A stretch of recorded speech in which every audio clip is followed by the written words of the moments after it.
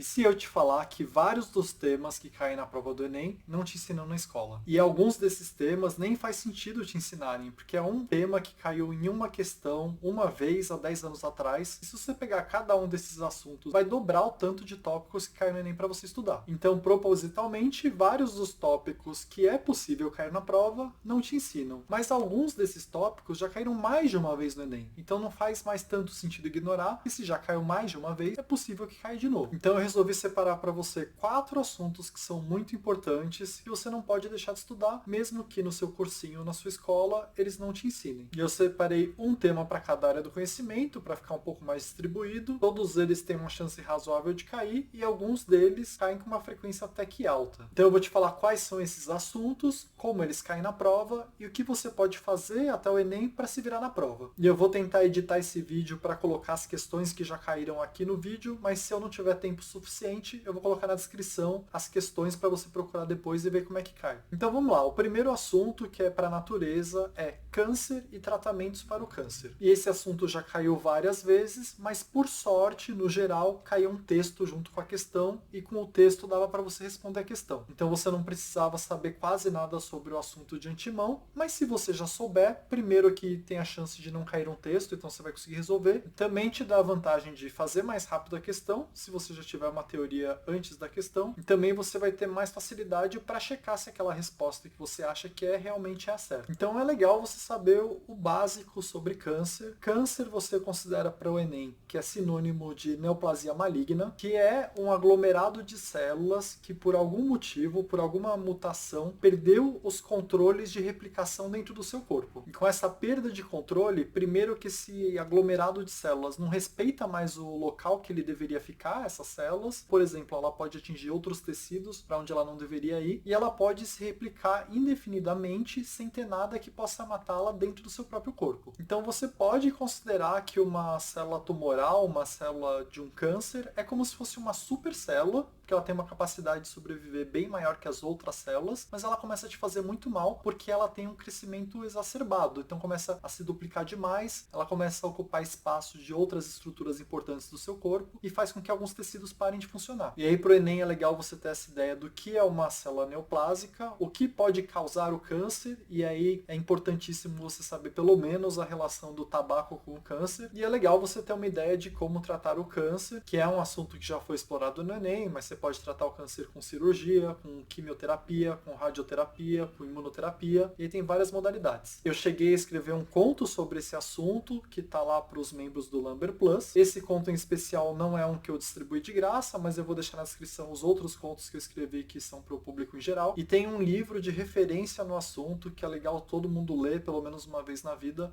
que eu não recomendo que você leia agora pro Enem, porque está muito perto, mas quem sabe no ano que vem. E o nome do livro é O Imperador de Todos os Males, que é um livro referência sobre câncer e tratamentos para o câncer e a história do desenvolvimento dos tratamentos para o câncer. Então é uma ótima referência para quem quiser ir mais a fundo. Outra fonte que é extremamente útil para quem quer saber mais sobre câncer é um artigo que foi publicado há um tempo atrás, que chama Hallmarks of Cancer, que é um artigo que tenta decifrar o que é uma célula cancerígena, quais os mecanismos dessa célula para sobreviver e para se tornar o câncer. E aí você pode ficar tranquilo que todas essas informações eu vou deixar na descrição para você procurar depois. Agora vamos para o segundo assunto, que é meio secreto aí para o Enem, que é importante que você conheça. E agora o assunto é de humanas, e é o assunto direito, que nenhuma escola trata especificamente sobre ele, mas que sempre cai no Enem de uma forma ou de outra. E eu vou até te falar o pensador importante para você estudar, que já caiu mais de uma vez no Enem. E aí é o seguinte, o que é importante você saber sobre direito? Todo mundo sabe que Grécia, mundo grego, cai no Enem. Só que sempre que cai mundo grego, ou quase sempre, é pela perspectiva ou do direito grego ou da democracia grega, e em especial a comparação de como era antes, então como era o direito lá na Grécia e como é o direito agora, e a mesma coisa para a democracia. O direito em especial não é importante só o da Grécia, é importante você conseguir construir meio que uma história na sua cabeça do direito de lá atrás até agora. Então você tem o Código de Hammurabi, que é antes da Grécia, você tem os legisladores na Grécia, que é importante você conhecer, o direito romano é importante você conhecer, então você tem meio que um caminho, meio que uma linha do tempo de como se desenvolveu o direito. E aí, chegando no direito de hoje em dia e o direito contemporâneo, tem um pensador em especial que você precisa conhecer as ideias centrais dele. Então, da mesma forma que a gente conhece sobre Sócrates, conhece sobre Kant, conhece sobre Nietzsche, você precisa saber um pouco sobre John Rawls, que escreveu um livro que chama Uma Teoria da Justiça, que é um livro que é muito usado em diversos vestibulares, é referência para a justiça hoje em dia e já caiu no Enem trechos desse livro mais de uma vez. Então você tem que estudar John Rawls com a mesma seriedade que você estuda, por exemplo, Kant, porque é algo que caiu no Enem e tem uma chance razoável de cair de novo. E aí eu também escrevi um conto sobre esse assunto, também está na área do Lumber Plus, mas uma ideia central que você tem que conhecer é que esse John Rawls fez uma proposta para se pensar em relação às leis, que é o seguinte: quem for criar as leis precisa tentar se colocar em uma situação de nascimento totalmente diferente da sua, como se fosse qualquer outra pessoa nascendo no mundo, e imaginar como que seriam leis justas para qualquer outro nascimento que não seja o dele. Então, por exemplo, se ele nascer rico ou pobre, as leis são justas da mesma forma para o pobre como são para o rico? Se nascer com uma cor de pele diferente, se nascer com um sexo biológico diferente, se nascer e for criado com uma identidade de gênero diferente, as leis criadas são justas para todos esses tipos de pessoas? Então, assim, isso é bem por cima, você precisa ir atrás para entender um pouco melhor. Eu vou deixar na descrição um vídeo em inglês, mas que tem legenda em português para você entender um pouco mais as ideias centrais dele. E são sempre no sentido de o que seria uma sociedade mais justa, e tem como base isso que quem for criar as leis tem que partir de um princípio que qualquer pessoa que for nascer, independentemente da situação dela, vai ter uma chance real de se dar bem na vida. Outra forma de estudar esse assunto também é um livrinho que eu já recomendei uma vez, mas infelizmente é um pouco caro,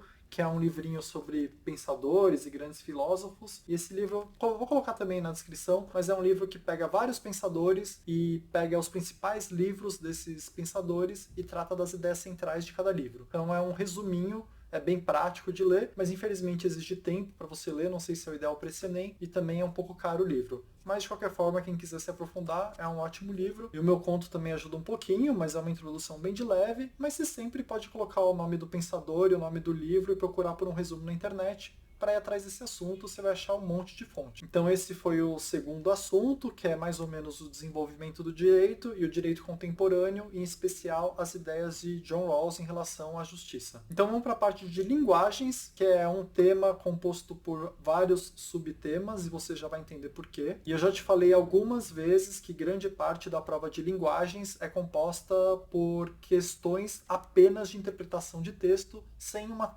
matéria por trás que você precisa estudar. E isso, no geral, corresponde a 30% da prova de linguagens, o que de 45 questões vai dar cerca de 15 questões, ou seja, uma parte imensa da prova, que é só de interpretação de texto. Eu já te falei que para melhorar a interpretação, você tem que ler bastante coisa. Esse é um dos motivos que eu fiz meu último vídeo te dando um livrinho de presente para você treinar leituras que façam sentido para o Enem, de autores que sempre caem no Enem, e umas leituras um pouco mais difíceis, porque é assim que você se desenvolve. Mas aí tem meio que uma pegadinha nisso. Das questões que são puramente de interpretação, esses 30%, quase sempre os temas são os mesmos. Então tem como você se preparar um pouco a mais para essa parte que é só de interpretação, lendo antes da prova textos sobre esses assuntos, que aí você já chega para a prova bem mais preparado. Se cair um texto parecido, você meio que já vai entender do que se trata, vai ser bem mais fácil responder as questões. E aí, para quem usa o meu cronograma anual, você vai bem para o final do cronograma, você vai ver que tem os blocos para esses temas, e dentro desses temas eu ainda quebro em vários tópicos para ficar um pouco mais fácil você procurar. E lá eu quebro em 4 temas grandes, mas aqui eu vou quebrar em 3, porque 2 deles são bem parecidos. O tema que mais tem questão sobre é um tema de luta social, minorias sociais e preconceito. Cai bastante, porque dentro dele tem vários outros assuntos, como violência contra a mulher, como racismo. Esse é um tema imenso. Quase metade das questões de interpretação de texto são sobre esse tema, mas outros 2 temas muito importantes também. Um é tecnologia e globalização, que eu coloco junto, que as duas coisas caminham meio junto,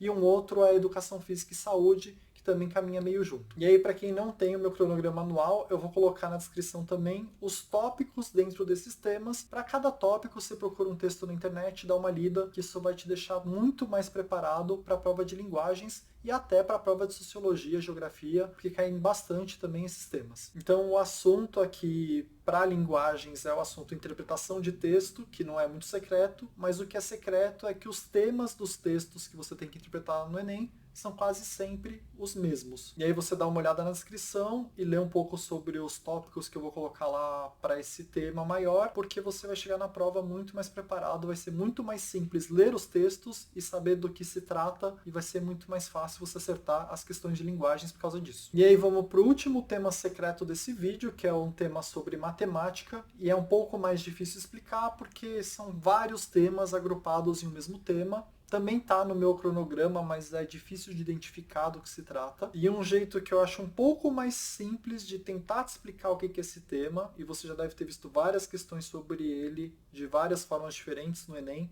é a seguinte: tentar transformar um objeto 3D em uma imagem 2D, porque o Enem te cobra uma noção básica de visão espacial, que é o seguinte: você pegar um objeto e ser capaz de, por exemplo, gerar uma sombra desse objeto numa folha, você tirar uma foto por ângulos diferentes desse objeto, você consegue identificar as vistas desse objeto, a gente vai chamar de vista frontal, vista superior ou vista lateral, e até se você pegar esse objeto 3D e rotacionar ele, como seria uma nova imagem se você deixar parada a câmera no mesmo lugar. E aí esse assunto vai ter vários nomes possíveis para sua prova, mas é sempre a mesma lógica. Você pode chamar de sombra, você pode chamar de projeção ortogonal, você pode chamar de vistas, você pode chamar de perspectiva, e tudo estaria dentro desse assunto, visão espacial, que é pegar um objeto 3D, imaginar ele em certa posição, como que seria uma fotografia naquela posição, naquele ângulo, que se transformaria em uma imagem 2D. E aí, esse é um assunto que é até injusto para algumas pessoas, porque quem joga mais videogame, quem tem o costume de jogar jogos 3D, tem muito mais facilidade para acertar esse tipo de questão, porque você está acostumado a no jogo rotacionar a câmera e você percebe como os objetos ficam totalmente diferentes dependendo do ângulo e da distância que está a câmera. Então isso é uma grande vantagem para quem está mais acostumado a jogar jogos. Mas sempre tem um jeitinho de acertar, e esse é um tipo de questão que cai de várias formas diferentes, cai muito no Enem. Sempre tem alguma questão de projeção ortogonal, com nomes diferentes, que foram os nomes que eu usei aqui. Então é importante que você estude um pouquinho sobre isso, tenha alguma noção sobre isso. E aí, para te ajudar, eu vou deixar na descrição esses termos para você dar uma procurada. Vou ver se eu acho algum vídeo para te deixar aí também, para você olhar o vídeo para entender do que se trata. Mas tem meio que um macetezinho para você usar na hora da prova, para não perder ponto nesse tipo de questão, porque costuma ser fácil se você entender o que está sendo perguntado. E aí a dica que eu tenho para te dar é tosca, mas funciona. Você vai fazer essas questões com muita calma e você vai pegar a tampa da sua caneta, vai fingir que é o objeto 3D que está sendo usado na questão, e você vai pegar essa tampa e rotacionar e fazer um movimento e usar a vista que é usada na questão para tentar simular aquele objeto que é dado na questão. Porque a sacada para acertar essas questões, e nisso a tampa da caneta vai te ajudar bastante, é você entender que conforme você gira a tampa da caneta, a foto que é gerada, se você considerar que a câmera está parada, ou a sombra gerada, considerando que a fonte de luz está parada, é completamente diferente dependendo do ângulo que está essa tampa. Então você vai ter que ser capaz de fazer com a tampa o que está acontecendo com o objeto na questão. Então é uma dica muito simples, mas eu prometo que se você ler com calma o exercício, fazer com calma usando a sua caneta ou a tampa da sua caneta, você vai ser capaz de responder esse tipo de questão. Então esse foi o quarto tema secreto, que não tem muito nome, mas seria a sua habilidade de visão espacial. E com isso, eu termino os 4 temas secretos que eu queria falar nesse vídeo, e se caírem todos na prova, já vão ser vários pontos a mais para você. Com certeza de linguagens vai cair um monte, e é muito provável que caia algo relacionado ao que eu te falei de humanas e matemática. E com isso, eu espero que você consiga vários pontos a mais no Enem, e eu vou deixar agora no final um outro vídeo que a proposta também é te dar vários pontos em pouco tempo, para você melhorar essa nota nessa reta final. Então por hoje é isso. Obrigado.